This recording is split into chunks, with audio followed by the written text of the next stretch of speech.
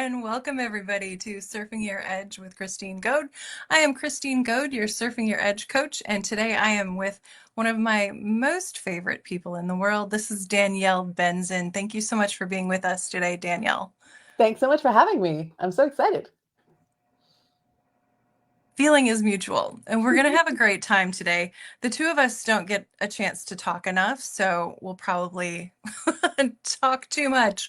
Um, but if you haven't yet met Danielle, I just want to give you a little bit of a sense of who she is and why I invited her to come on the Surfing Your Edge show, where we talk about what it's like to surf your edge, to get out on the edge of your comfort zone, try new things, and stay out there a little longer than you want so that your comfort zone actually expands and you get to be the person you want to be when you get through the fear. That's not quite how I say it, but that's okay. It worked, I think. I like it. I like it a Okay. lot. Alrighty. So, if you haven't met Danielle, she has devoted her life to exploring the agility and power of the voice body instrument, a journey that began in classical theater and took her around the world before founding the Inspired Speaker Academy. Now, Danielle draws on that experience to help speakers and business owners to own and embody their message in a way that instantly connects with the right audience. Using physical techniques based on the work of Kristin Linklater and Stewart Pearce, inspired speakers transform their nerves and doubts into their greatest superpower so that every word they speak vibrates with purpose, truth, and self-celebration. I I, love that last line. It just I, lights me I was up. gonna say I had to slow down and make sure that I got every word right Yeah. because that is a very powerful line. Thank you. All right, so I don't know if I'm gonna say I want to jump right into the fear piece, but I But want to go back just a little bit and okay. talk about the classical theater and then going around the world. So tell Well, me a that was little bit scary about too. that. So it's all scary. So I trained in classical theater since I was young. I mean, I didn't start in classical theater, but I fell in love actually with Shakespeare when I was 4 years old. I saw a production of Twelfth Night and I was like, oh, this is Mm, magic. It's like adults playing pretend. This is amazing. And I loved the language. And when I mm, was 4, I was used to not understanding everything. So Shakespeare wasn't intimidating to me yet because I was used to not understanding everything that adults were saying. So it was actually a wonderful time to get into it. And so that was my first love. And then so I started, new theater groups and stuff when I was young and got into Shakespeare as quickly as possible. It was probably about 12 when I got to actually act Shakespeare as opposed to just absorb it. But mm, I have generalized anxiety disorder and I mm. have stage fright. So it was always a really wrought experience for me. I remember the very first time going on stage, just standing. I remember I was playing a mayor in the Christmas play, and I had this big medallion around my neck. And I couldn't keep it quiet backstage because I was shaking so much. And I was trying to like hold it to stop it from making a noise because I was like backstage. So yeah, there's always been an interesting relationship for me between the things that I love and fear. And so that's been a really fun negotiation. And then I went to the UK and did my master's in acting and um, all that kind of stuff. So yeah, it was an interesting experience. I think what that points to is that a lot of times we see fear, we feel fear, and we think, oh, that's a stop sign. That's telling me to turn around and go the other direction. Mm, And I really think instead that it's a guidepost telling you, hey, you're on the right route. This is where you're supposed to be. Just keep going. 100%. 100%. When I was young, the phrase that kept coming up from older actors who were giving me advice because I was shaking and pale backstage, they would always say, "Nerves are the respect you pay your audience." And I hated that because I was Oh, like, I don't want to be nervous forever, but I want to be respectful, but I don't want to be nervous. And I hated that.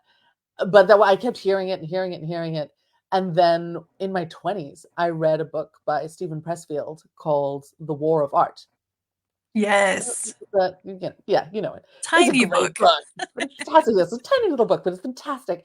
Hmm. And he talked about resistance being fear. Mhm, Kind of like mhm. a tricorder, like in Star Trek, where they go blue bleep, blue bleep, Mm. blue bleep.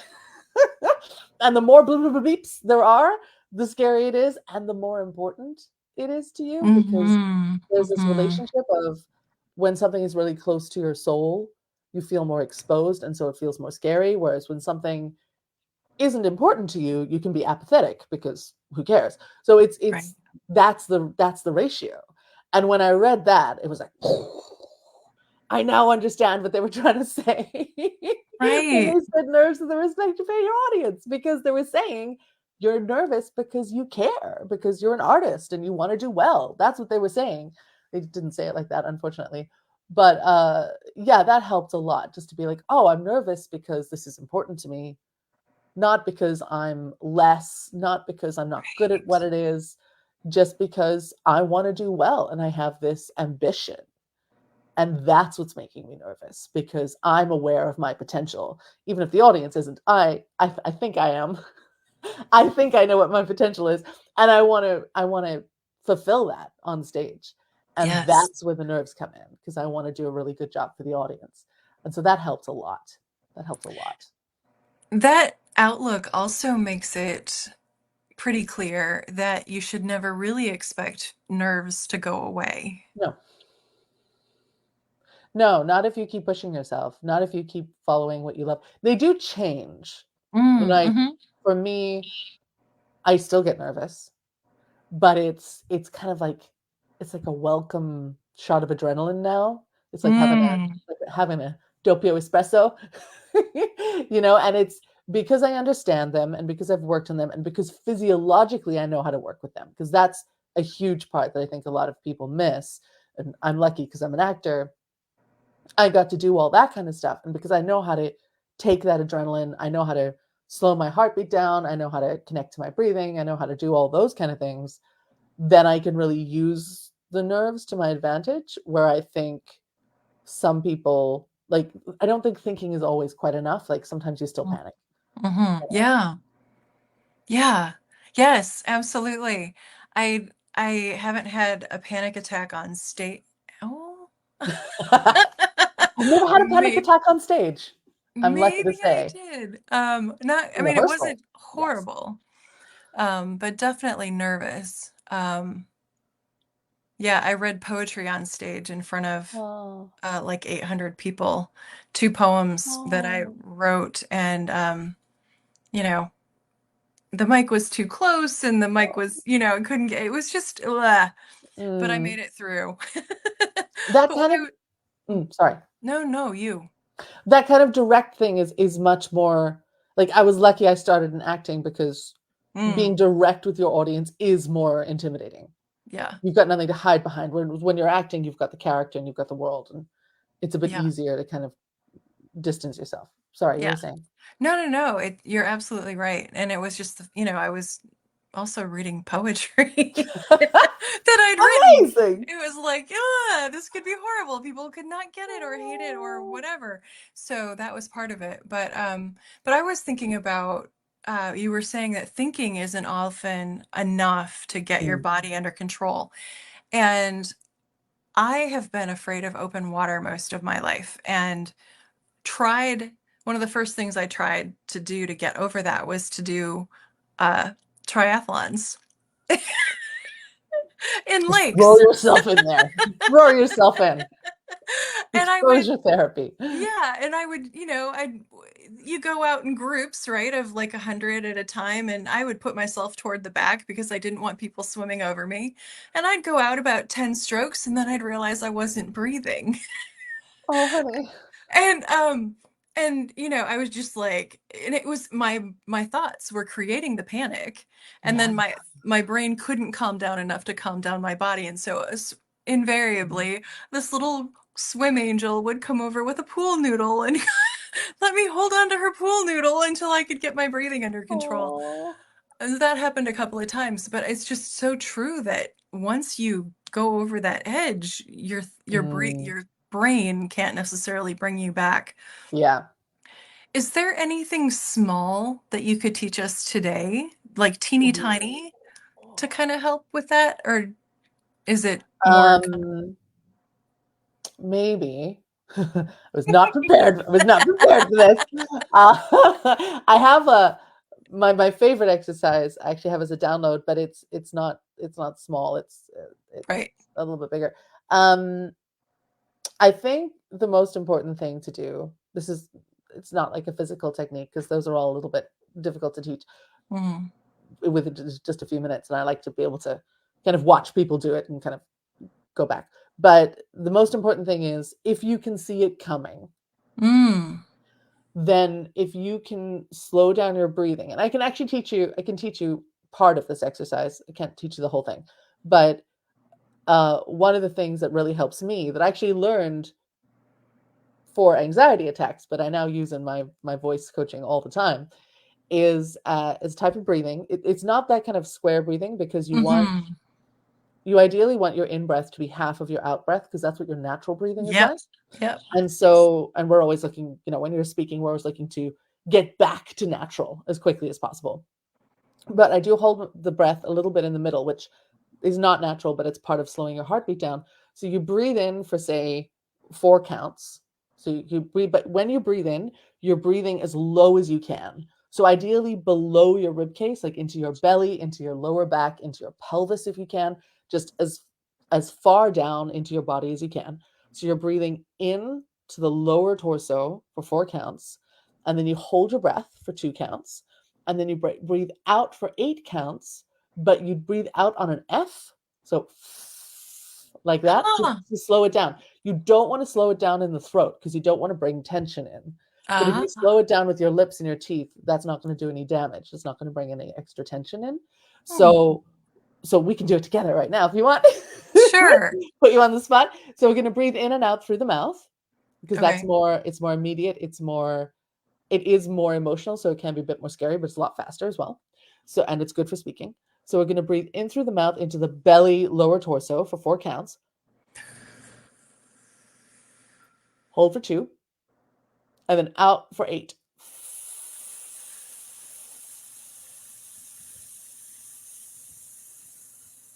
And the idea is to be all the way empty and all the way full. And it just brings everything down a little bit because what happens when we get nervous is our breathing gets, the first thing usually that happens is our breathing gets shallow. So if we can notice that, like the tension is starting to rise, my shoulders are starting to rise, my breathing is starting to get shallow, my heart's starting to go before all the other stuff happens. If I can notice that physiologically and I can slow my breathing down, then often I can stop all the other stuff happening. And Mm-hmm. so it's about bringing the center of gravity down, letting the shoulders relax. So you've got to breathe lower down into the body, and just bringing that, like just slowing everything down a bit does help. And you do that 10 times, do that breath 10 times, Oh, wow. and it works really well. I can imagine. I know that, as an asthmatic, it's you think you can't get breath in, but it's that you've got stuff built up that you can't get out. Yeah, And so breathing out when I run, I always breathe out at least twice as long as I yeah. breathe in, which makes me sound like an idiot when I'm out on the street, but that's what No, works. it's exactly right. Because breathing in is when the muscles do the work, and breathing Mm, out is the relaxing part. And so yep. if you're tense, it's hard to do the relaxing part. And Hmm. sometimes you have to kind of push it out a little bit Yeah. if you're feeling like, you know. Well, I love that. Thank you so much for Oh, that, pleasure. doing that little on the spot. I knew you had it in you. I knew it was there. She knew. It's a pleasure. So now you are the founder Mm, of the Inspired Speaker Academy, right? Got that's the right. last. Okay. And who do you work with? I work with speakers, funnily enough. I mean, usually like my core programs are aimed at career speakers, so people not necessarily making money off of speaking, but speaking on a regular basis. They're Hmm. speaking at least 4 times a year. They're doing conferences, or they're doing lots of presentations at work, they're doing trainings, that kind of thing, because this is a practice. And if you're doing a one shot, I can help you, but it's not that's a different type of coaching. Like Hmm. if someone comes to me and they're like, I've got a TED talk, I'm never going to speak again, but I've got this TED talk I want to do really well. It's a slightly different approach because we're not looking for sustainability. We're just looking to make that one event really good. Right. Whereas if you're doing it a lot of times, there's a different attitude you want to take towards it. So my favorite people to work with are career speakers, people who are speaking, at work or for their business on a regular basis. But honestly, we're all public speakers all the time. If you're Right. speaking and there's someone else in the room, you're speaking, and I think with the voice work from the acting uh, training that I've done, I find that there's a lot of personal development in there. And I've worked with people who Mhm. just want to get better at answering the phone, Mhm. because it feels so intimidating. So Yeah. that's kind of there's like my favorite people to work with, but I also love working with people who just want to get in touch with who they are vocally, Mm. because so many people hate the sound of their voice, and I think I used to be one of them. So I'm kind of on a mission to change the world one voice at a time. So here we are again. You come back again to, um, I used to hate my voice and now Yeah. I'm a voice instructor. So the dichotomy, right? Yeah. The that you've used the things that scared you or the things that you didn't like about yourself, you've Mm. transformed them, and now you would call your fears and your doubts and My all strengths. of Yeah. that your Yeah. superpowers, right? Yeah, absolutely. And I think when I started coaching voice, I felt very insecure about it because people kept coming to me. Like I wasn't like going like, "Hey, I know what I'm talking about." It's just that as an actor and an acting teacher, when you're working with friends, you're reading lines, you're like, "Oh, you're hurting yourself. Do this," and it just kind of comes Mm, naturally. And then I was feeling like, well, who am I? I've struggled with my voice my whole life. I hated my voice for a long time. And then a friend of mine was like, yeah, but that's what makes you such a good coach, because you've right. had those teachers who they're Hmm. like, well, just do it. And you're like, but how? I don't get it. You've had every struggle I've experienced every time of stage fright. I have ruined my voice in every way I can possibly think of.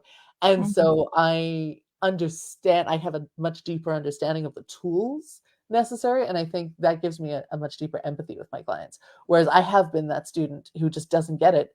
And the teacher is naturally talented. And they're like, well, I don't know, Hmm. just do it, because it just comes easily to them. And you're like, well, I'm stuck now. Right.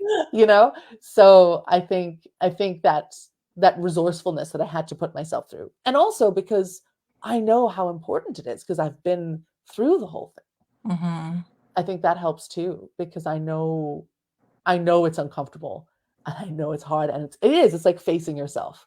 Hmm. There's a lot of I deserve to be seen, I deserve to be heard, and just connecting with yourself and being exposed, and it can be very scary.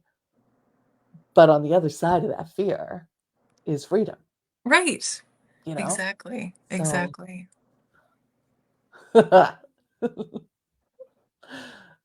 So you're also doing a little bit of life coaching in the middle of your I you're mean, changing lives. I'm working with the voice body instrument. You can't work with the instrument without working with the person.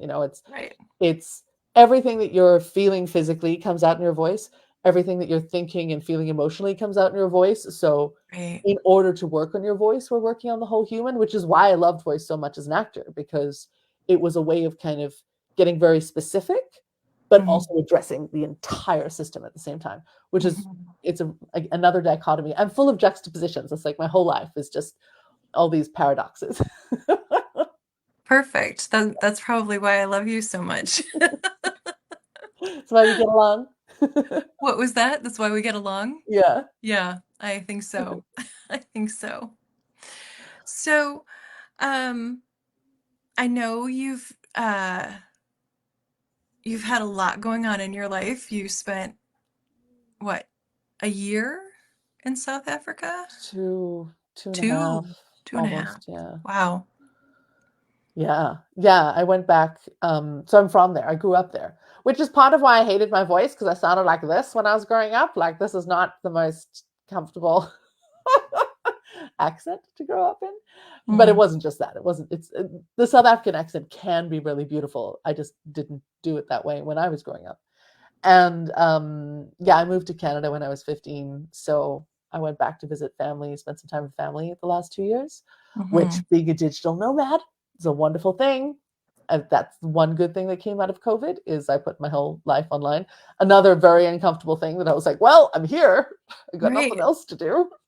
Let's do right. it. Exactly. Yeah, And now you're back in Canada I'm back in Canada for now.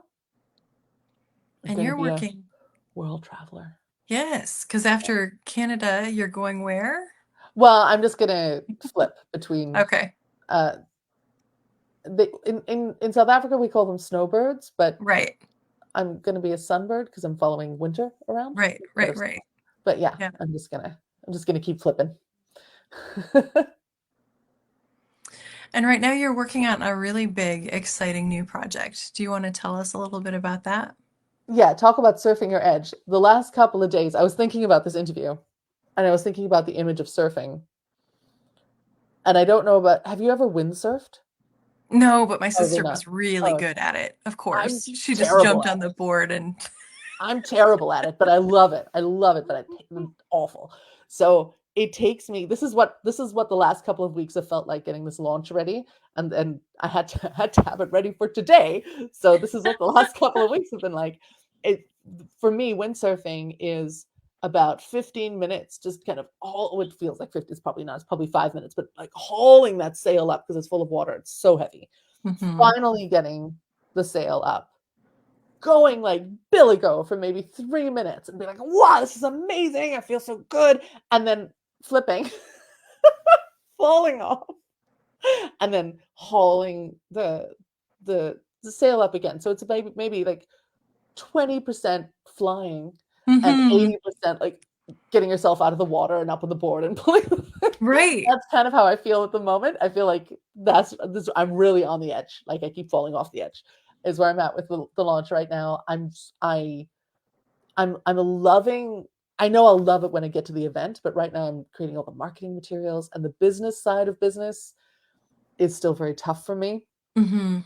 It's not my wheelhouse. My wheelhouse is speaking. If I could just go out and talk and have someone else create all the marketing material, and I do have an assistant, but I'm also really picky about language. So I'm like, Right. no, that's gotta be because I'm a theater geek because I grew up on Shakespeare. So there's this real push and pull for me, and creating such a big event. I haven't done a large online event yet. This is going to be Mhm. my first large one.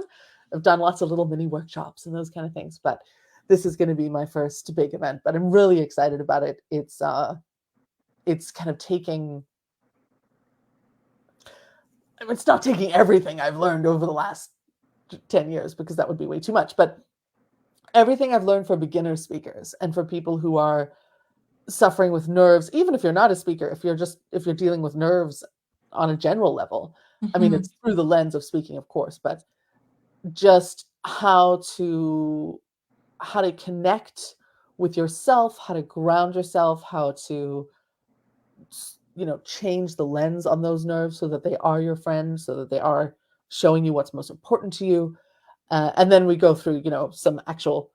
We get up and speak because that's the scary thing, right? We can't. It's very safe to just kind of sit in a 3-day event and talk about being scared, but I actually want to get people up and get them through, move them through the fear. So that's going to be a large part of it, and that's my favorite thing to do because it's so juicy when people are like, wow, that was amazing.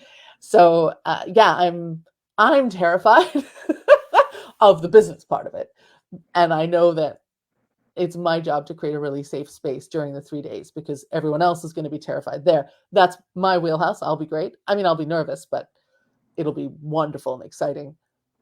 But yeah, it's this interesting kind of my nervous part is now when I'm Mhm. creating all the materials. I'm like, and then I get to go out and talk about it, which is a lot easier. And then I get to actually do it, which is even better. So it's kind of the worst part is at the beginning, which is probably better because then once it's done and it's over.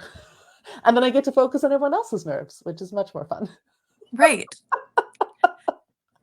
So what you're creating is a 3-day Yeah, virtual event about helping people turn their nerves into their speaking superpower, correct? correct. Alrighty. So I'm going to drop in the chat right now, in the comments below, I'm going to drop in how to get a link to get your ticket to this Mhm. 3-day event. It's very affordable because it's the idea is it's for people who haven't really worked with me before. So it's just the fee is really just to prove that you'll show up. Right. I don't want to give away free tickets and then have like no income. So yeah, it's just $45 to attend the whole 3 days, and it's 3 8-hour days of training. So it's Wow. yeah, it's a really good deal. I just want to make sure people come. So yeah, but the idea is that it's for people who, I mean, people who know me are welcome, but I know it's always a risk. It's kind of like, well, I don't know this person. I don't want to spend a lot of money. So it's just lower the barrier, come play, and see what you think. Well, I think already people see your credibility, the fact that you have been where they are, and maybe even were more scared or more um, in your head than Yeah. they might be. So they already, I hope, trust that you know where they have been, Hmm. and that then they get to come and play with you and find out what you actually have learned and how you can make their lives easier and more exciting and more fun. What are the dates again, Danielle? Oh, December 3rd to 5th, PST. So 9 to 5, December 3rd to 5th, Pacific Standard Time. I tried to make it like one of those. I looked up on World Clock and I was like, what's the best kind of catching everyone, the most inconvenient for everybody? And I'm a night owl, so 9 a.m. is inconvenient for me too. So so it's inconvenient for everyone. Yay. Yeah, so it's Tuesday through Thursday, 9 to 5. Okay, that sounds really exciting, and I am going to block my calendar and be there. Um, and I'm wondering if someone is like, okay, I haven't been on stages, I'm not sure that I want to be on stages, but I do want to speak more confidently. Raise just even, I think that it can be a challenge to just say what you think in a meeting. That was exactly the example I was going to like. If you want to just get better at raising your hand in a meeting and not being so nervous to say what you want to say, or uh or be heard, like maybe it's not so much the nerves, but you find that people don't listen to you. Ah, There's because there's all these things that like sometimes we overcome the nerves, but all the habits from the nerves are left over. So if you mm, feel like you're ineffective at speaking, like maybe it's not so scary to speak, but you're not getting results, or people keep telling you to repeat yourself, or those are often baggage from once upon a time when you were nervous and you develop these defense mechanisms to overcome the nerves, and the habits stuck around. Maybe the nerves have gone, but all the after effects are still there. So for people with, if you've got a very quiet voice or a very soft voice, or if you stummer or stumble, all of those things, those are just leftovers from nerves. And so by learning kind of how to go back, take the process apart a little bit and rebuild it. Oh, I hear a dog. Take the process apart and rebuild it, then you can actually just be more effective, even if you're not feeling super nervous, because mhm. sometimes we deaden that because we want to get through it. But yeah, just speaking up in meetings, having difficult conversations. Public speaking isn't always, especially this 3-day event, because it's about the foundations, it's about the beginnings. Yes, I do work with world class speakers, and that is so fun. But even if you're just, I want to talk to my boss without shaking or wanting to throw up, or I have this one friend that is really confrontational, and I never know how to speak to them, or I'm always asked to repeat myself. Things like that can actually be, they can be really helpful, but they can be indicators that there's something going on there that we can address. So yeah, even if you have trouble speaking up in meetings, come, it'll be fun, you'll learn something. I agree. I'm sure it will be fun because I have a feeling that you also teach in a playful way. Yes, fun is mandatory. Fun is not optional, but it is. And a lot of the work that I do is based on the works of a lady named Kristin Linklater. And if you have a chance to look up her book, Freeing the Natural Voice, it's fantastic. And she has the book is a workbook, so it's lots of exercises. But at the beginning, she has this beautiful preface. And she talks about how, the exercises that we do, they're designed to be playful Mhm. because the things that we're doing that are getting in our way are the things we're comfortable with. They're the doing, the get done, the forcing, the brute force, the tension. And we have to somehow kind of trick the body out of that and into a new way of being, into a more relaxed, free way of being in order to be more expressive. And so play is a fantastic way of doing that because it's not necessary. Some people it is, but it's not necessarily something you're used to bringing into your adult life.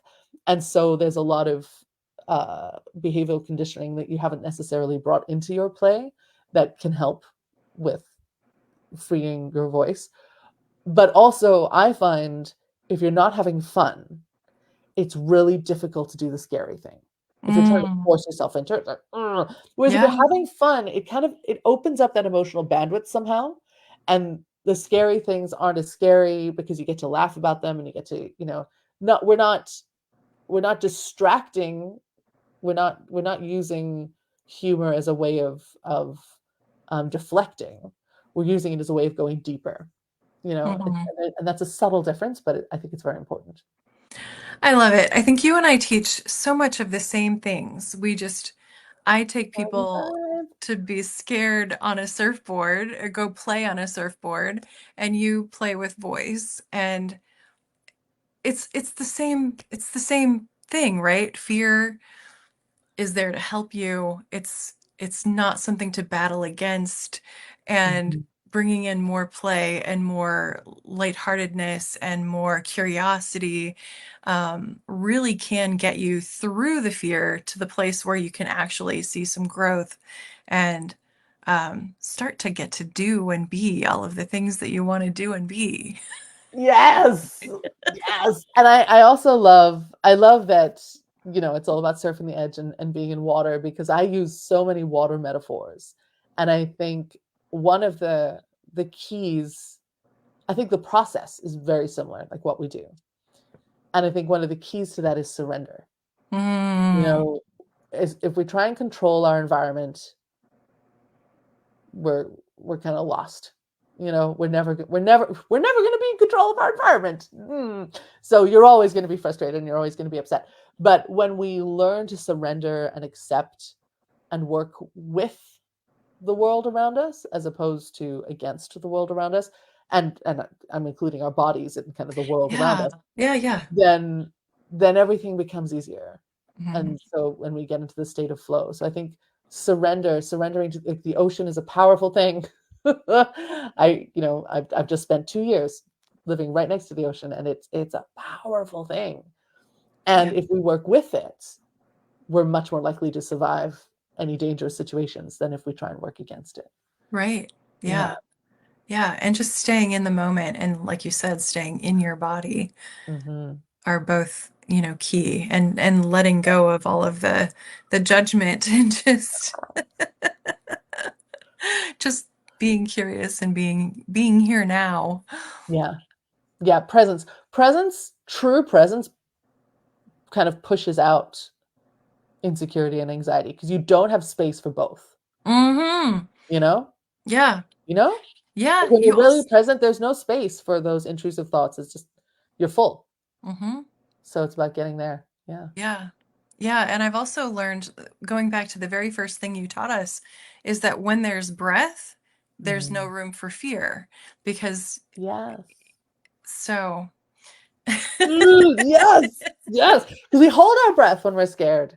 right. We hold our breath so often in our, like, those of you who are listening, be aware of when you hold your breath. It's very telling. You will learn all sorts of things about yourself. You start to notice when you're holding your breath.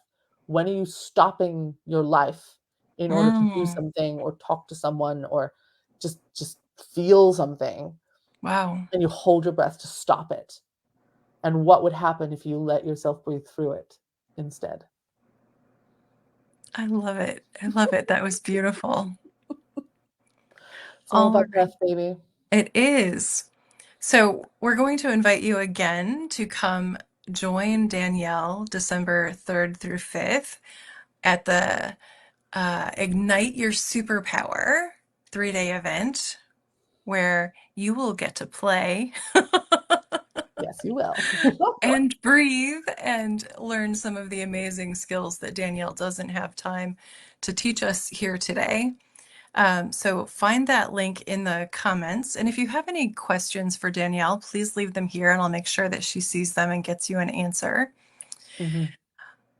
Um, Usually I end with a question about if someone were in such and such situation, what would your best I feel would like your best it's been advice the be? whole talk. Yes, exactly. Right. We've been talking about that. No matter what situation you're in, I do breathe. have I do have a final piece of advice, Okay, if you like. awesome. It's not so much situational, but well, it's relevant to being nervous and to surfing your edge and all those things. We focus so much on the out breath, and actually, this is funny because the asthmatic thing, you, you try and breathe in when you need to breathe out, but most of us we're focused on the result. On the out breath, on the speaking. How long can I speak? How much of my agenda can I get out into the world? Mm, And the problem with that is, as we learned earlier, the out breath is just a relaxation of what you've already brought in. And we do so much damage to our voices, to, you know, like not being able to speak and think at the same time. Like a lot of these things come from the fact that we haven't taken the time to mindfully breathe in. So mm, instead of focusing so much on the exhale, on the doing, on the output, start to focus on the in breath, because every time you breathe in, that's new life, like literally new life, but also new energy for your voice, new relaxation for your body, new grounding. You can reset. Every in breath is a reset. And mm, if we can focus more on that, it slows everything down.